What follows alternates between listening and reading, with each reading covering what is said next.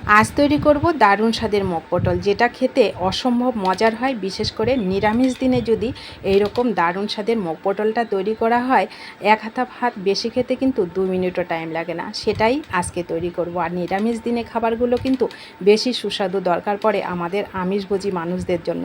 তো সেটাই আজকে তৈরি করা, আশা করি সকলেরই ভালো লাগবে। প্লিজ সবাই সাথে থাকুন সুন্দর রেসিপিটা শেষ পর্যন্ত দেখার জন্য।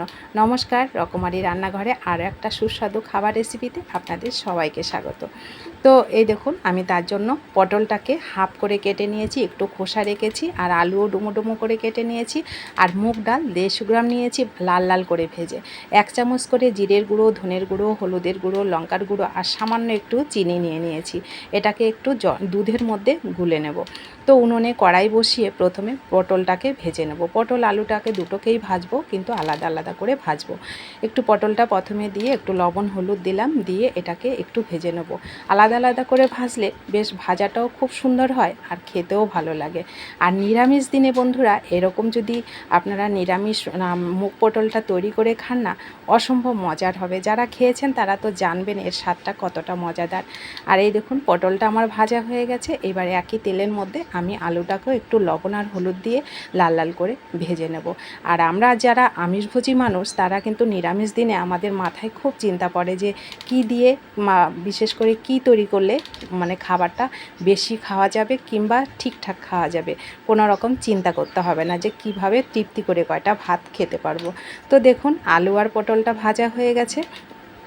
এইবার আমি একই কড়াইতে আরেকটু তেল দিয়ে গরম মশলা, জিরে, শুকনো লঙ্কা, তেজপাতা ফোড়ন দিলাম। দিয়ে এর মধ্যে দিয়ে দিলাম একটা মাঝারি সাইজের টমেটো।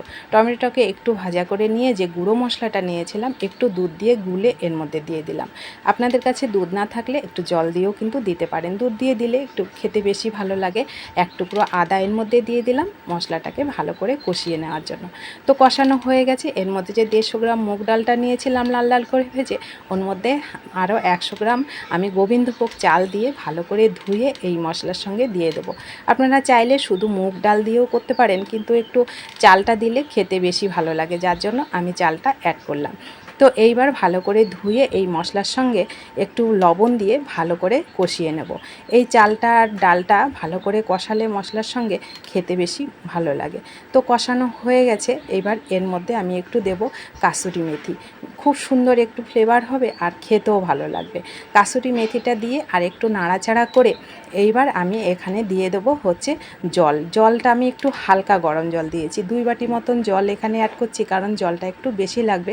ডাল চালটা ফুটবে, তার জন্য জলটা আমি 2 বাটি দিয়ে দিলাম। আর একটু লবণ লাগতো, দিয়ে দিলাম।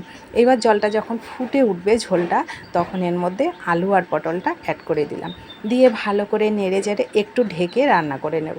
যখন হাফ সেদ্ধ হয়ে যাবে, জলটাও হাফ হয়ে যাবে, তখন আমি এখানে দিয়ে দেবো কাঁচা লঙ্কা। তো আপনারা যেমন ঝাল খাবেন সেরকমই দেবেন। কাঁচা লঙ্কার ফ্লেভারটা কিন্তু খাবারে বেশি ভালো লাগে। 1 চামচ মতন চিনি দিলাম। নিরামিষ খাবারে একটু ঝাল মিষ্টি হলে খেতে বেশি ভালো লাগে। একটু গরম মশলাও দিয়ে দিলাম। দিয়ে এইবার আরেকটু নাড়াচাড়া করে এটাকে রান্না করে নেব। ডালটা কিন্তু অবশ্যই লাল লাল করে ভাজবেন, তাহলে বেশ সুন্দর গোটা গোটা থাকবে। আর মুগ ডালের ফ্লেভারটাও কিন্তু বেশি ভালো লাগে নিরামিষ দিনে যদি মুগ ডাল রান্না করা যায়। তো দেখুন, একদম মানে সেদ্ধ হয়ে গেছে, কিন্তু এটা একেবারে গলে ডাল হয়ে যায়নি। তো এইভাবে আমি এটাকে নামিয়ে নেব। খুব সুন্দর এটা হয়ে গেছে। একটু দমে রেখে দেবো ঢেকে, তাহলে খুব সুন্দর যখন ঠান্ডা হবে ঝরঝরা হয়ে যাবে। তো দেখুন, তারপরে আমি এটাকে নামিয়ে নিলাম। আপনারা চাইলে এখানে একটু ঘিও দিতে পারেন। আমি প্রচণ্ড গরমের জন্য আর ঘিটা অ্যাড করলাম না। এই যে পরিবেশন করলে অসম্ভব মজার লোভনীয় খাবারটা কিন্তু আমার রেডি হয়ে গেল। নিরামিষ দিনে বন্ধুরা এরকম যদি খাবার থাকে, আপনাদের কোনো রকম চিন্তা করতে হবে না তৃপ্তি করে কি করে খাবেন সেইটার জন্য। তো সেটাই আজকে আপনাদের সঙ্গে শেয়ার করেছি। যদি ভালো লাগে অবশ্যই বাড়িতে তৈরি করে খাবেন। অনেক অনেক শেয়ার করবেন। ভিডিওটি কেমন লেগেছে কমেন্ট করতে কিন্তু ভুলবেন না। আর একটি লাইক করতেও ভুলবেন না। আপনাদের একটা লাইক পরবর্তী ভিডিও তৈরি করতে অনেকটা উৎসাহিত করে। তো দেখা হচ্ছে পরবর্তী রেসিপিতে। ততক্ষণ আপনারা সবাই ভালো থাকবেন, সুস্থ থাকবেন। সুন্দর রেসিপিটি শেষ পর্যন্ত দেখার জন্য আপনাদের সবাইকে অসংখ্য অসংখ্য ধন্যবাদ। আর ভালো লাগলে চ্যানেলটা প্লিজ সাবস্ক্রাইব করে দেবেন যারা নতুন বন্ধু আছেন।